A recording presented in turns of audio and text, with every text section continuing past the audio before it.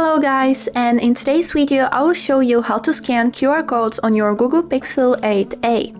Let's get started, but firstly, don't forget to follow to see more useful content. So, I have a great news for you. You don't need to install additional applications to scan the QR codes. Now let me show you how to do it. As a first step, open Camera on your phone and click on this settings icon on the left corner. Click on More Settings and make sure that this option named Camera Scan Suggestions is turned on. After you are done, click on this arrow right here and click once on your screen.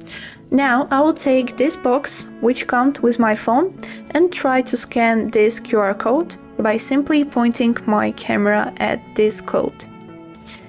After you have pointed your camera, you'd be able to see appear this link which will lead to the results of QR code. And that's it. I clicked on it and I see the results of scanning the QR code. That was all for today. I hope this video was helpful for you and thank you so much for watching.